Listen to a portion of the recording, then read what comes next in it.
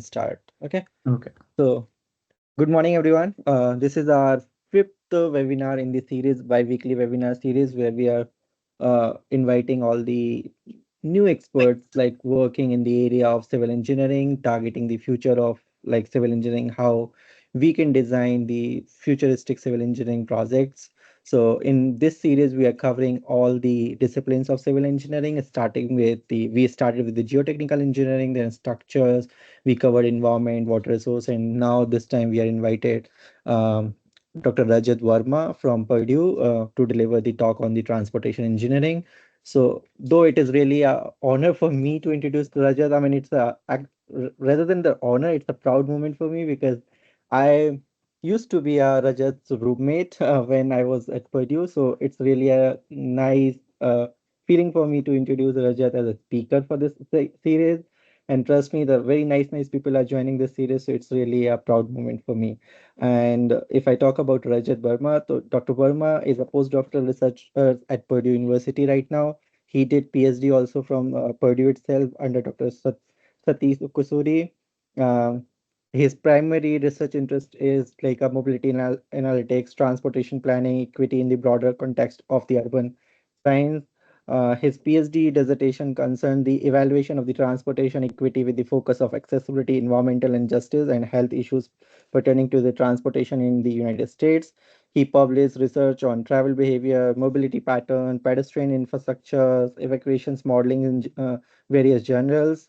Um, he has received a graduate certificate in teaching and learning in engineering, as as well as the Outstanding Service Award in Graduate Education at Purdue University. He has previously obtained a master's degree from Michigan State University, researching in traffic safety and operations, and he did his bachelor's program from Indian Institute of Technology, Roorkee, India. So welcome, Rajat, and thanks for accepting this invitation in a very short note. And I'm sure your knowledge is going to enlighten the participants. So over to you. All right. Thanks a lot, Nitin.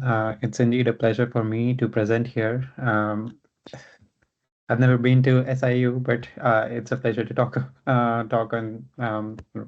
in front of people in the domains of transportation engineering. Let me share my screen. Yeah, All right. Can you please confirm if you can yeah, see my it's screen? perfectly fine. You're visible, you're audible. Go ahead. Okay. All right. Good morning, everyone. Nathan has already provided a brief introduction, so I'll keep it to the point. My talk today is about integrated transportation systems. And I have a background in transportation planning, so I'll be talking mostly about that. It's a pleasure to talk about this on this forum. So just a little bit about me. I started with my career has been mostly in civil engineering. I started with a bachelor's in civil engineering, followed with a master's. During my master's, I did my work in traffic safety and operations, but I was also interested in optimization, particularly traffic assignment and steps like that. So I went ahead with a PhD, enrolled in a PhD program. And I started in 2019 and then COVID hit. So things changed and my interest also changed. I shifted from operations and optimization to transport planning. And then I'm currently working as a postdoctoral researcher here, working in the domain of planning. My interests are mostly, well, I'm actually an avid geography nerd, and I'm really into GIS and spatial analytics. And lately, I've been doing a lot of work in data science, networks, particularly graph theory related, combining data science and networks, and systems planning. So transportation planning, what even is it? We've heard this is one domain of transportation systems, transportation engineering that comes at the pretty much the earliest stage of the processes. This different from operations or safety analysis, in that this takes place in a longer term, and this takes place mostly offsite. Um, so The broad goals of transportation planning, as I should highlight, are not just congestion mitigation, which is what many people would assume. It's actually much more than that.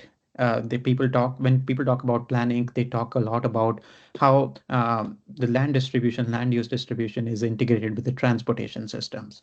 So, do you have enough transportation services in dense areas? Do you have enough accessible? Do people have enough accessibility to employment where they live? In addition to that, the people also talk about freight mobility, safety and security, and overall system reliability. When you take a train, you don't really want the system to be unreliable. If it takes 5 minutes once and then it takes 25 minutes the second time, it's not very reliable. So having that in consideration is crucial for transportation planning. In addition to that, people also have started talking about other aspects, such as in its connection to the environment and air quality. Transportation in general is contributes to about 25, 30% of greenhouse gas emissions. So it's very important that we talk about that from a planning perspective. And then, very importantly, people have realized the importance of multimodal connectivity, which I'll be touching on briefly in this talk. And there are, this is transportation planning is not a simple problem. It's a very involved problem, or it's a very involved discipline, which includes many stakeholders, including government agencies, transportation planners, citizens, and even businesses. So in the US, and I think broadly in elsewhere in the world, the the domain of planning has been broadly categorized as uh, sort of competition between mobility and accessibility. And I recognize that it's not a pure dichotomy, but people usually use this kind of diagram where you have, let's say, you have different types of roads: arterial roads, curricular roads, local roads. And we know that arterial roads are the high-speed ones, they're the fancy ones, the highways, the urban highways, interstates go one step ahead.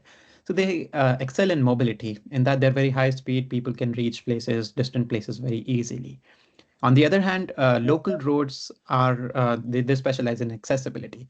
So this includes things like door-to-door service, and front to end, or first mile, last mile accessibility. And often this comes as a compromise because mobility, if you plan to build highways, or if you build high speed roads and rails, then it often compromises on accessibility. And this has been the dominant issue. And this is what got me interested in the domain of planning. So there has been a lot of talk about how planners have worked in the US. At least people have, for the most part, focused on mobility. Historically, this has been documented several times. You see all these highways here, these interstates and interchanges.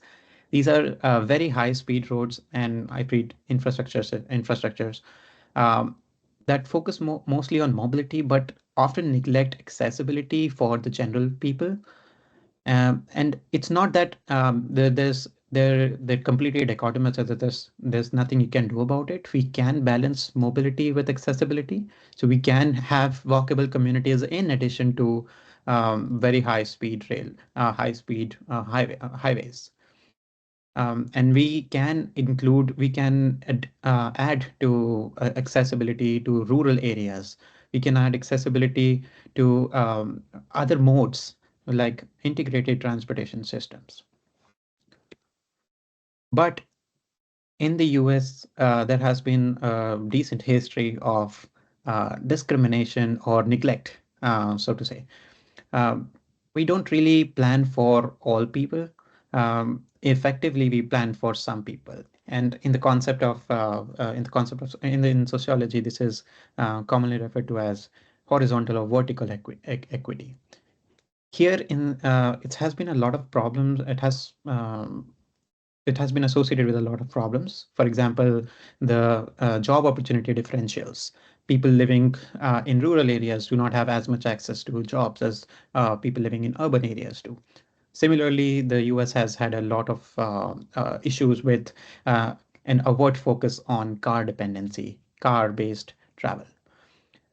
Disabilities, people with disabilities, people of color, people low income and unemployed people, and especially people without cars find it very difficult to live in the US. And I myself lived here without a car for about 4 to 5 years, and it was difficult. So I can say first-handedly how important cars are here in the US. And the US DOT, the US Department of Transportation, has rightly recognized the limitations here. They've talked about how transportation systems have been discriminative to overburdened and underserved communities. So this is how I got into this whole idea, this domain of planning. This is, like I mentioned previously, this is when COVID hit. I started working on a project. We were just exploring data and mobility patterns in New York City and in Chicago and other places, because we'd been hearing a lot about how how when COVID hit, when the COVID lockdowns hit, all mobility had disappeared. People had started and stopped going to places. But this was not really the case. They had been, but for the most part, a lot of people had not stopped going. And we did a study here. This was my first work here during my PhD, so I was very excited about this. We explored how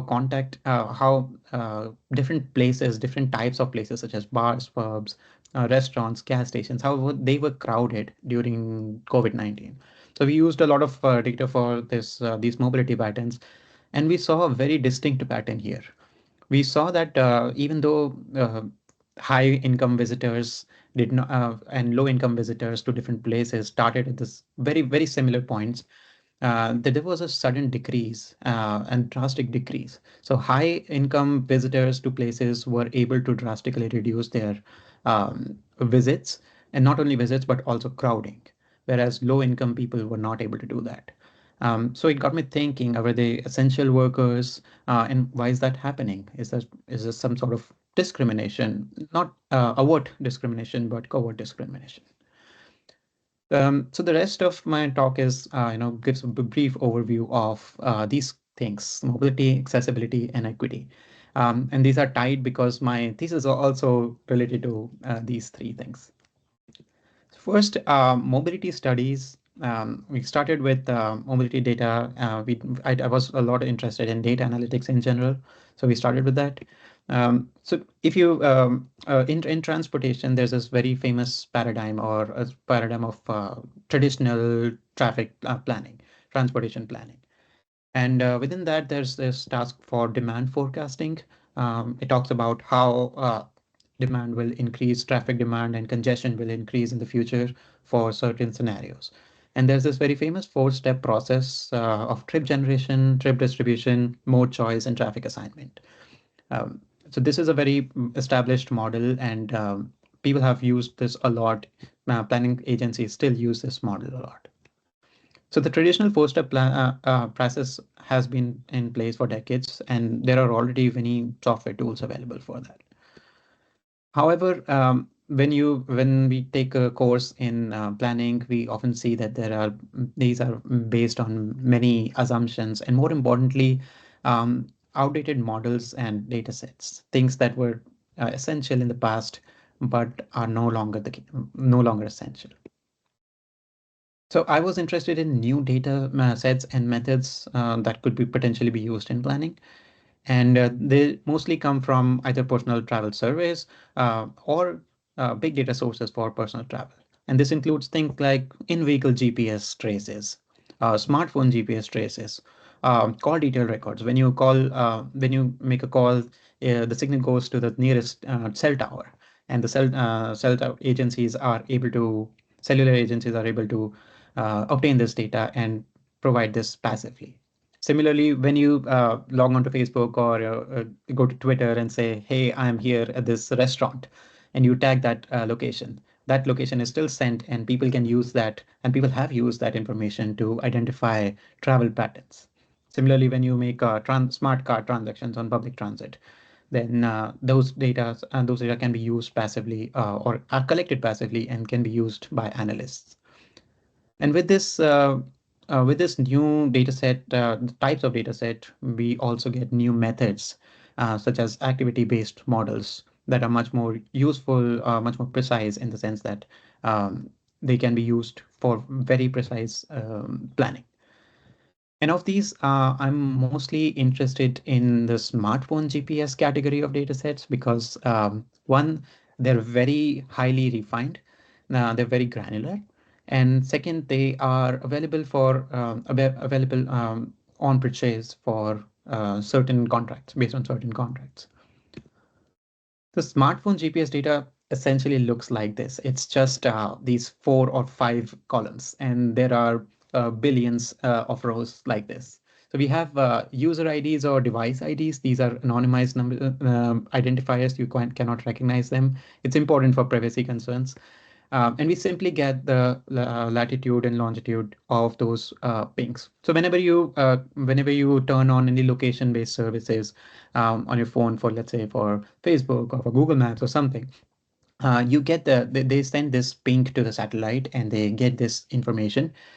So each record here represents a ping or ping to the satellite, and it's associated with a timestamp and some level of confidence measured by the error radius. So based on just this information, we can get a lot of estimates. Now, precise information computation is very difficult because we don't know who the user is, their demographics, their preferences. We don't know anything about them. So we have to make gross generalizations in the face of this data set or this type of data set. There's one thing that's really popular in this domain is identifying estimating people's home and work locations at the courser level, and as well as identifying types of trips, different types of trips, as in who's staying at one place and going to another place, and this is all based on just their location. We don't have any information associated with what type of activity they're doing or what that person's intentions are. And there's been a lot of literature on this, and so we started working on this method. We tried a very relatively simple method of identifying these places based on either clustering or rules.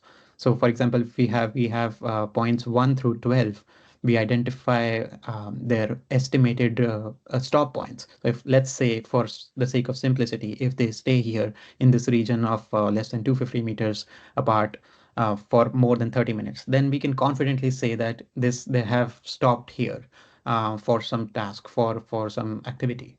So that's how we estimate trips. And similarly, we estimate home and work locations. Again, this is not pitch perfect. It can never be, but that's the best we can do. Based on that, we also do home location detection, and I talk about this more details because I was involved. I led this study last year, which I was very excited about. Home location detection, although it goes right in the face of privacy concerns, it's actually at the aggregate level, it's very useful task. It's useful in identifying home-based trips for different home-based trip OD matrices, origin destination matrices. It's also useful in identifying the levels of displacement during a hurricane or during an earthquake, and so on. And it's also useful in identifying general mobility behavior analysis, about how far do people move and how important it is for them.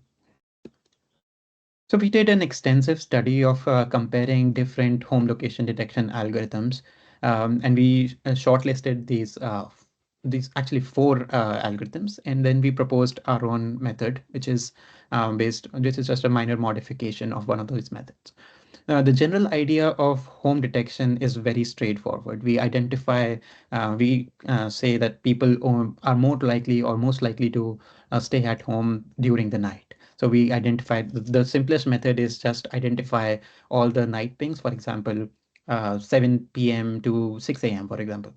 And then we find out the centroid of those data pings.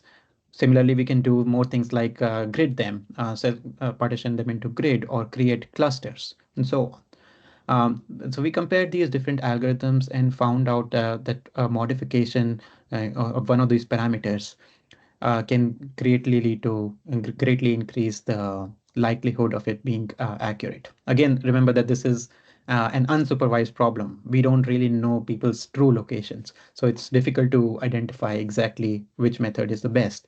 But we propose three metrics to identify these to the likelihood of these data set of these methods reflecting the reality. Having said that, with the home estimation and work estimation done, and identification of the trip segments, we also talk about when we get back to the original problem, which is how do we use this GPS data in demand forecasting, for which traditionally the four-step process has been used. So we generally go with this idea that we include the instead of the first step here in the four-step planning is identification of the trip generation and trip distribution, which is identifying how many people go from place A to place B, and this is made in an origin destination type of matrix. So we prepare these ODMs or origin destination matrix based on the smartphone GPS data, and we also have predictor models predicting models for based on socioeconomic and land use distribution information. So we identify that, and we identify the current demand and current OD matrices. So and we then train different models and train different models for trip generation based on this data.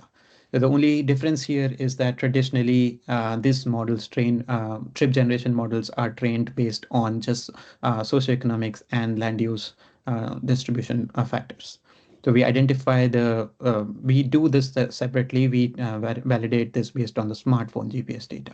And then we identify, based on this, we also train models for the trip distribution, which is creating those OD matrices. So this is just an illustration of what we identify here. For example, here in Indiana, we have different traffic analysis zones for these TAZs or traffic analysis zones.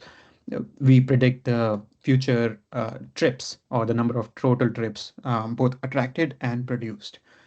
And based on our current estimate or current observations, we also predict the different change in these areas. For example, in this change, we see this is Marion County, by the way. This is the head of the capital, Indianapolis. So you see that this area here has a relatively small change in trips, meaning that overall in the starting from 2015 to 2045, within these 30 years, there's expected to be a slight decline in the number of trips in this region, but a pretty drastic increase in the trips in the nearby, in the suburban regions, which points out to the estimation or prediction that the city will probably expand at the time, and it will have much more trip making in general in the suburban regions, which would have by then become the periphery of the core or periphery of the main urban area. And based on these demand matrices, demand vectors, we also create or predict OD, the future ODs, flows, predicted flows. And we see that in terms of trip interchanges, we'll see that there is expected to be a large trip flow or flow increase between Fort Wayne here and Indianapolis here. Similarly, this is northwestern Indiana, which is the Chicago area. This is the South Bend area, but the most flow is expected to be increased from between Fort Wayne and Indianapolis. So this is how we predict. Uh, this is how we go about the standard four-step planning. This contributes only to the first two steps, but the next two steps are in the pipeline.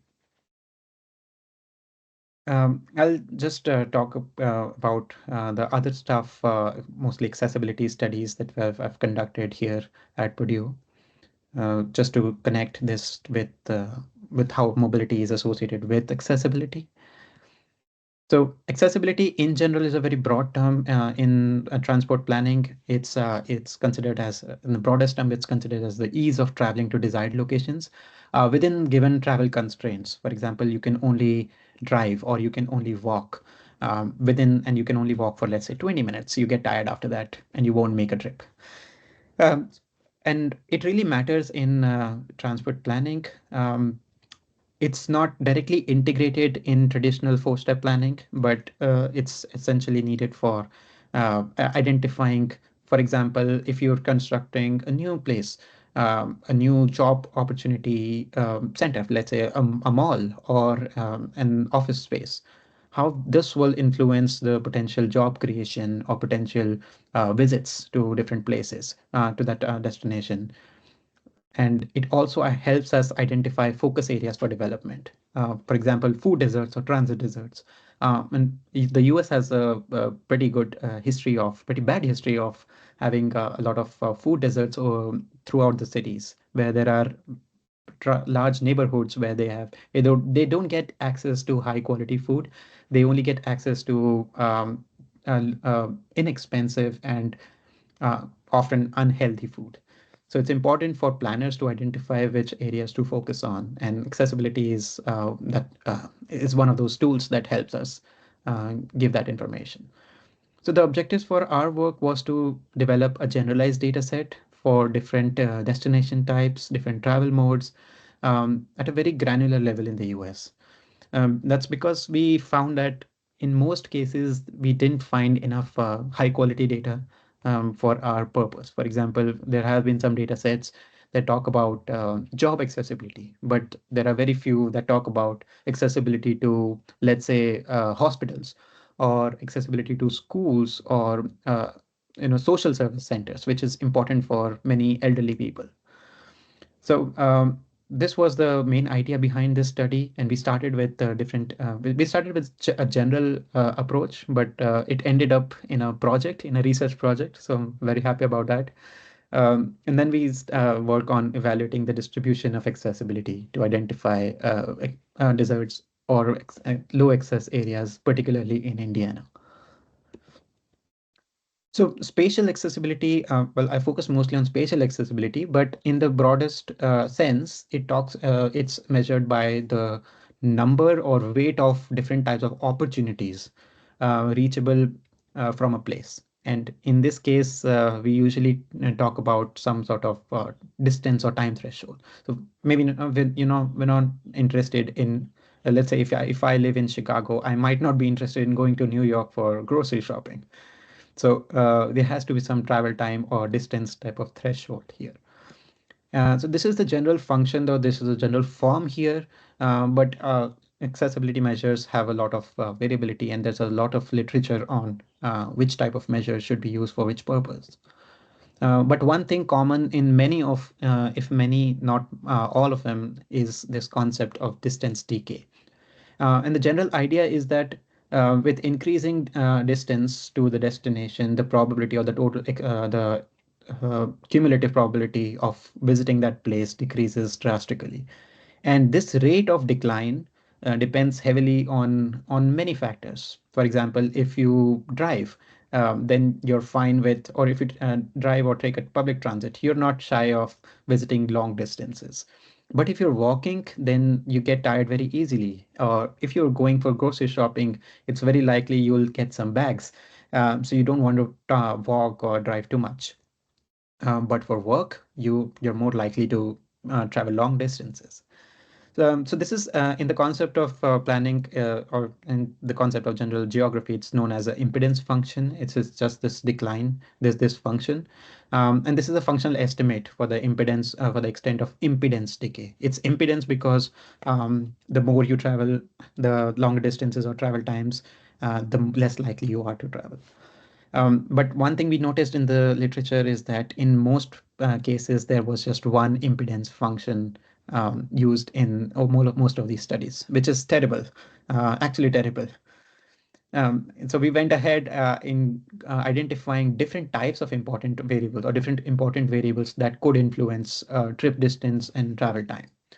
And we did this extensive analysis here using different methods, including Shapley additive explanation values. And we identified that despite what other people say, mode and purpose, travel mode, and the purpose of your visit are pretty important factors, identifying the trip distance and travel time. Similarly, a very unexpected factor was this urbanity status, which is whether you live in an urban area and you go to a rural area or vice versa. This is tied to the land use distribution, of course, because rural areas are far away from urban areas. So this was also expected.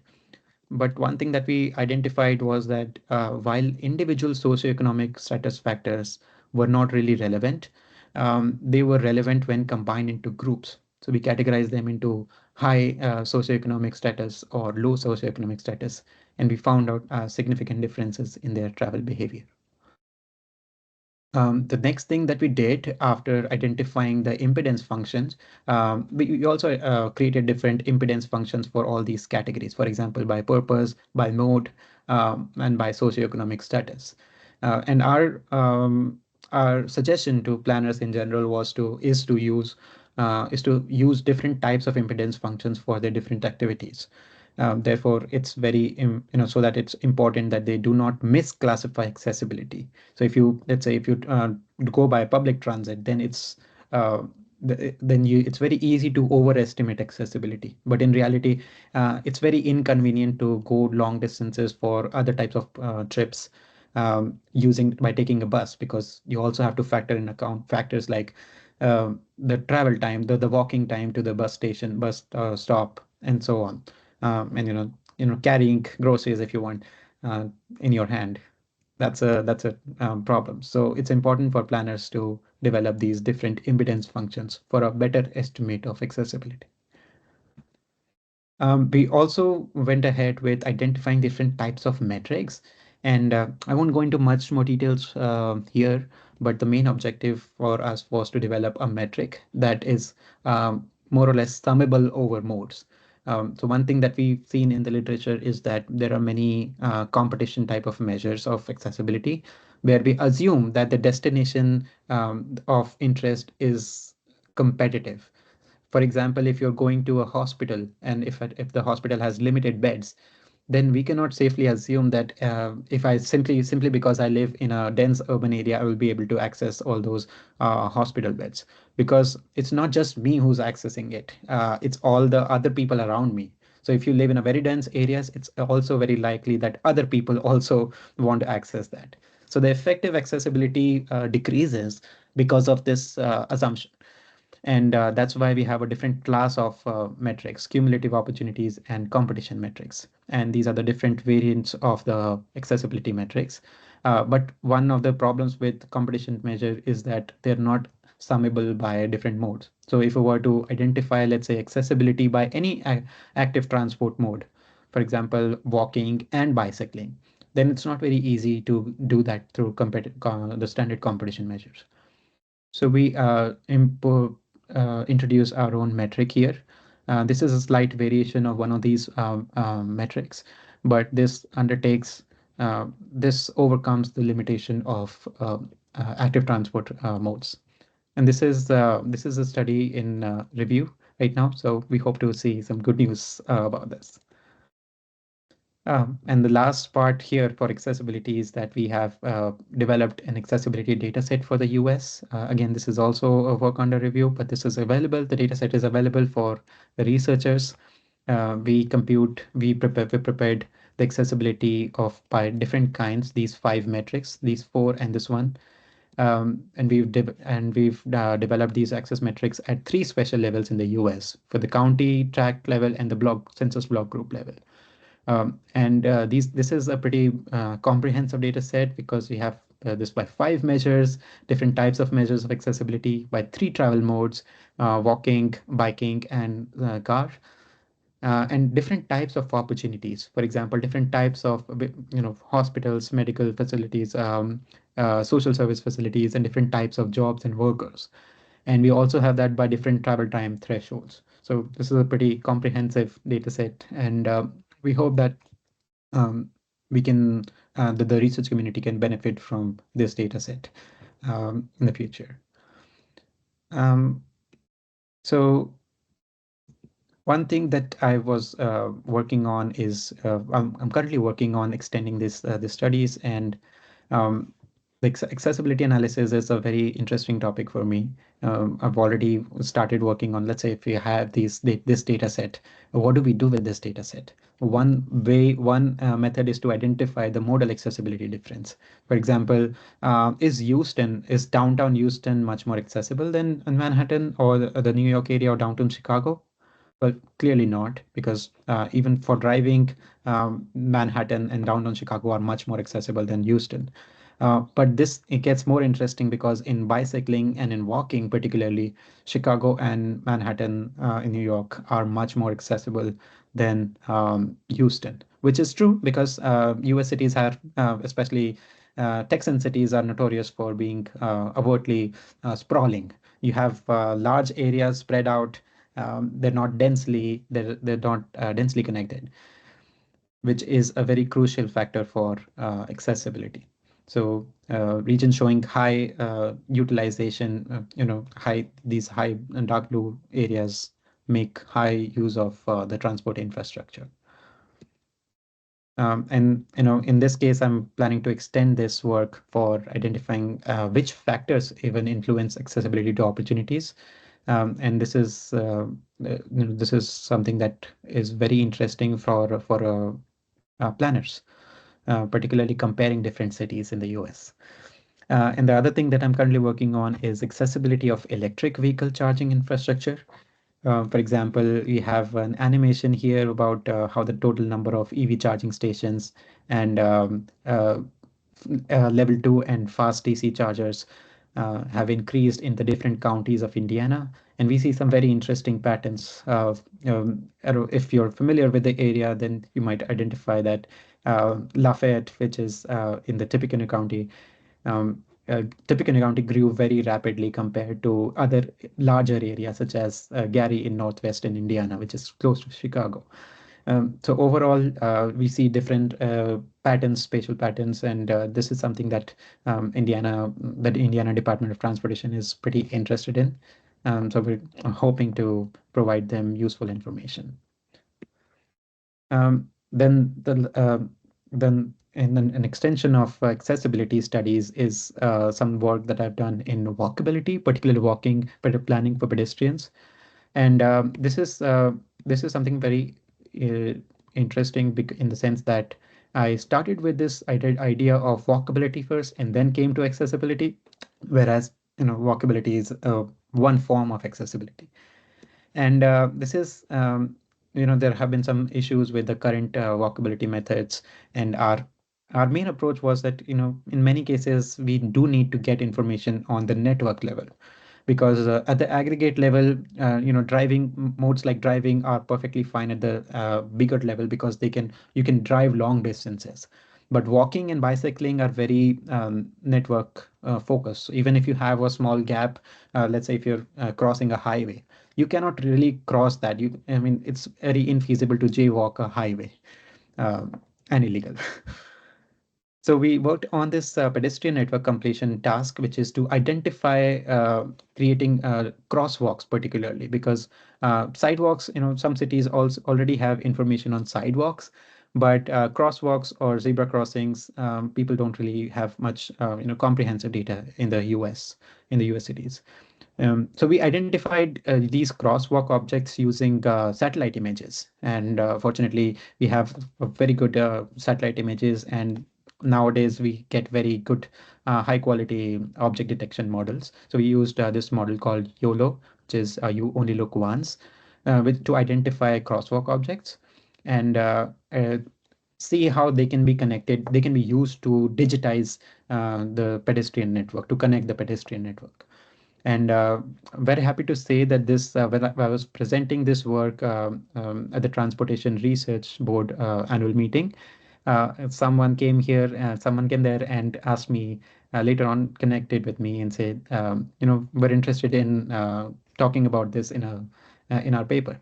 So we gave an interview, and this was published in a newspaper, the Washington Post. So very excited about that work.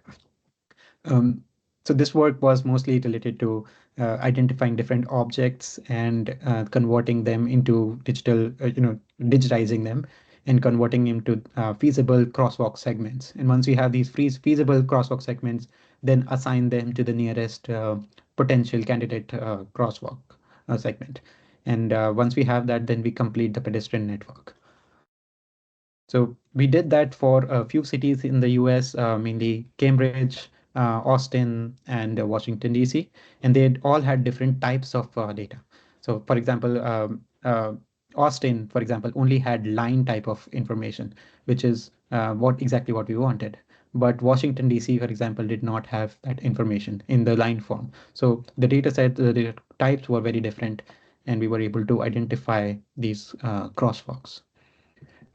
But our main task was to see how these pedestrian network information can be used to identify to make some planning decisions. And in this context, we wanted to do link prioritization because this is a network type of problem.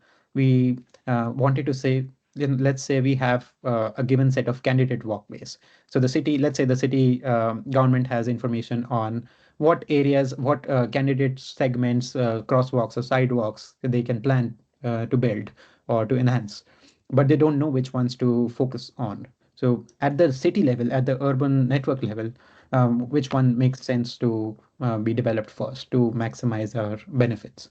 So how do you determine which ones need to be built first to maximize? In this case, benefits is estimated as the number of walking trips, but it could be something else. So this was a five-step process, and I'll go very briefly about this. We did this, first of all, we identified this pedestrian network. And luckily, we found these three cities, Austin, Cambridge, and Toronto, which have very interesting data set. They have the base or the current network, pedestrian network, and they also give us information of which segments to they plan to develop, not necessarily developed. So we call them candidate segments. We can have candidate crosswalks or candidate sidewalks, and both. So we wanted to identify for these four scenarios what would be the base, what would be the best way to identify these and the growth of these or the development of these links. We simulated traffic and travel demand here. We assume that people, we created these origin destination matrices, potential walkers, pedestrians, assuming that they travel less than a kilometer.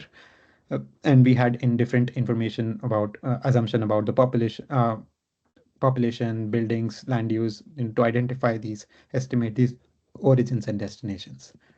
Then we created this score based on the travel demand. Here we have based on potential travel demand. We wanted to identify how many of these trips, let's say if we simulate 1 million pedestrian trips, how many of these trips could be simulated or could be completed based on the current network connectivity. So let's say we have this is Austin, city of Austin. You have the University of Texas, downtown and West University areas here. We have the base pedestrian network, and these are the red ones show the pedestrian network score. So higher scores mean that they're very highly connected areas.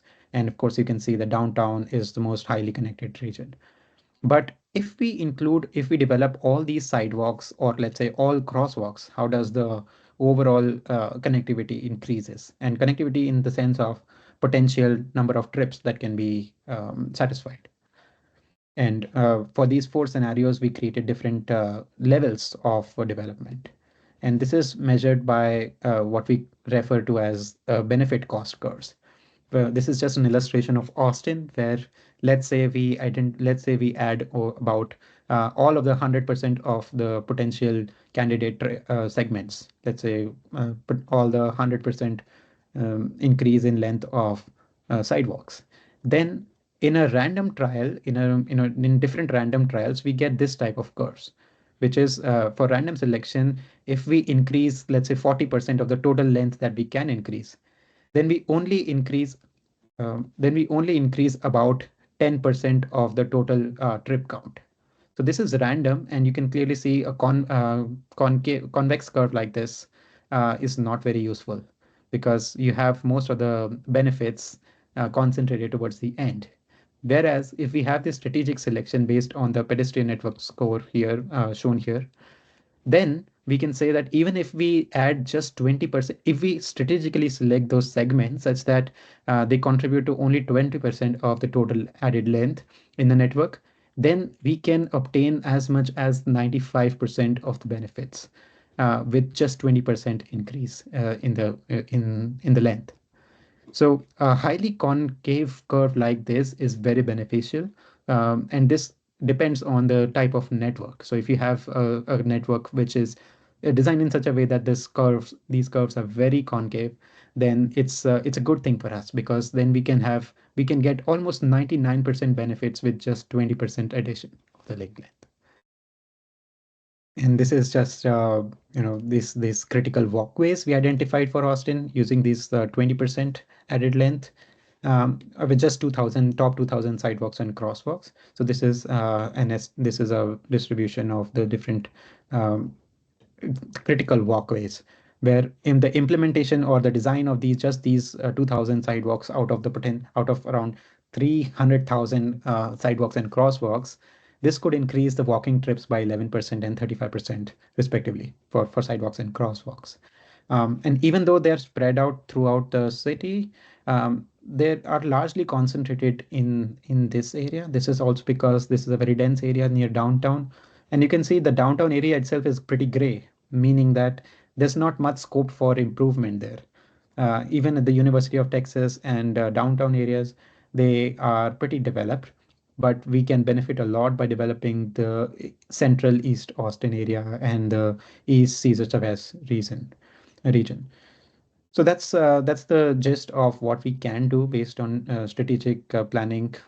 This is for pedestrian networks, but in general, it talks about the scope of accessibility improvement. So I'll give you a quick summary of work so far. Wanted to wrap up this work. This is just an illustration of what I did in my thesis, wrapping up everything, including the works on walkability, including the works on accessibility and mobility. And I broadly categorized them into transportation equity and the different aspects of equity. And very proud to say that we developed this dashboard tool, which was for one of the Indiana Department of Transportation sponsored projects, where it's basically a dashboard tool to let different planners, use this tool for identifying which regions should be targeted for investing in transportation infrastructure, including highways, but mostly public transit and uh, uh, and pedestrian infrastructure. So this is a tool that's already in deployment, already been deployed, and a couple of metro planning organization representatives have been interested in this tool. This talks about this. The basic idea here is you just let the user select different types of disadvantage indicators, include anything like in the socioeconomic domain or environmental disadvantage indicators, health disadvantage, or even spatial accessibility. All of these are disadvantage indicators, so they're all in the same along the same line.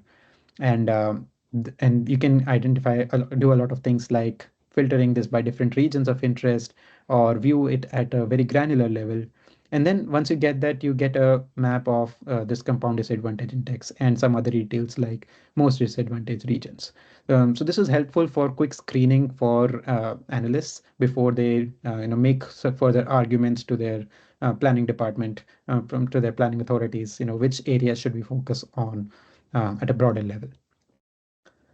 And I think moving ahead with in this line in this domain, I would be particularly interested in expanding all the work we have done so far, but put this all together in a more comprehensive planning framework. And this includes the inclusion of many other travel modes, including novel modes like e-scooters, autonomous vehicles, ride hailing, And nowadays, people have already also started working on telecommuting. So all of that, including all of that in a very comprehensive, connected, interconnected systems through seamless information collection and systems like mobility as a service, which is a pretty interesting framework on connected transportation systems. So that would be the goal, not just for me, but also for many planners to come, especially in Europe. This has gained a lot of traction in Europe. So I hope the US also catches up with that. And that's about it. I hope you I hope you had a good time listening. I'm open for questions. Hey Rajat, thank you so much for sharing such a nice presentation, and thank you for being really like a slow and trying to give the all the concepts, because I can see there are so many undergrad students join from India, even from US and in these several part of the world. So thanks for being really slow and try to give them the all the aspects. And I completely agree the good work which you did, and like Indian Department of Transportation, they are using your dashboard for planning. It's a need for almost all these states, and it's a need for even for the world. Like for example, we have a people from India, and like we all know what is the condition or transportation planning system we have in India. So it's a good chance for them to take an idea from your research and start thinking of a very small area, and they can plan as an undergrad project or graduate projects. So that will be a good idea. And I completely agree, we need to think of transportation for all. It cannot be transportation for some special class of the people. So transportation, because transportation ultimately bring the economy and everything. So yes, I completely agree. We need to target these kind of a planning system. These factors should be the part of a planning, not only in the road planning. So anything, any infrastructure project which we are dealing, we should think in the direction how we can give the benefits to the larger mass or the population. So thank you again for a good presentation. Now I completely open for the questions. So if you have any question, feel free to put it in the chat, and Dr. Verma will be happy to answer. Before that, Dr. Kole, do you want to say something before we start taking questions? So Dr. Kole is a director of our school, and he is here. So I thought, like, if he, Oh, all yeah, right. Thanks, Nitin, for arranging this, and thanks, Dr. Barma, for your presentation. It's a nice presentation. I mean, I remember during my PhD in IIT, that time the KVK Rao was the new faculty and everyone interested to do this modeling, computer modeling. I know that time, I remember the Bhargav Maitra, now he's in faculty in IIT Kharagpur. That time they were doing PhD, and then I think they're Rajat Rastogi, maybe. Yeah, he was there in IIT. I think now in Roorkee, maybe. So that they were the student like at that time doing this planning and stuff. Everyone interested to do programming stuff. Anyway, we used to do experimental work. But anyway, so this is very good. But it seems like it's very nice presentation. And then I saw, I mean, as a geotechnical engineer or anyone like a normal audience, we are interested to know these days, like where is the EV charging location? So you mentioned in the model. Also, it's sometimes a bit scary. You guys can extract all this mobile data. Sometimes, oh my God. So that is happening. So from Actually, the I would say it's much more difficult for us as researchers because there are so strong privacy restrictions. okay, It would make it much more useful for us if there were no restrictions. But of course, okay. Oh, yeah. very nice. Anyway, I don't want to say anything. I mean, it's a very nice presentation. It's nice to know all this, different mode of transportation. I mean, different all this planning. It's very nice. Thank you. yeah, Dr. Kole, like we are using the information for the betterment, so not for Yeah. something. No, no, no. I mean, it's good. I know. Dr. Sen is also using even the mobile data for Right, the structural health monitor. For the bridge, whether the bridge is okay or not. So from the mobile data, I don't know how he's going to do that, but I think he is doing that, correct? right. Yeah. Okay, thanks, Dr. Kole. All right. Participant, if you have any question, feel free to unmute, or if you want to put it in chat, you can do that.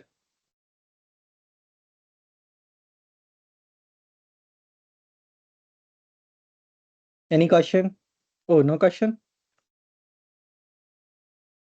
Good. Rajat, meanwhile, when they are planning to ask the question, if they have any, can you highlight like what kind of a project the undergrad student or even the graduate student can take forward, considering the, I mean, based on your work where you ended, even you are going to do it like more, but what kind of a suggestion you have to give to the like new engineers, like those are starting their career, what kind of a project they can start so that like they can build their strong CVs and they can have a chances of coming to US maybe and do a master's program or PhD programs, because I can see so many Indian students we have today.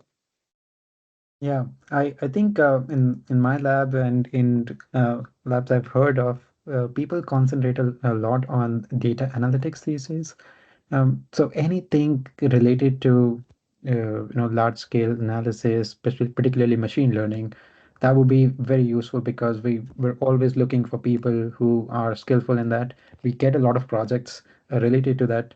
In fact, we sell our projects based on the idea that we have expertise in analytics, like large scale analytics. I'm talking like billions of records, processing billions of records, and very sophisticated thinking, sophisticated models for that.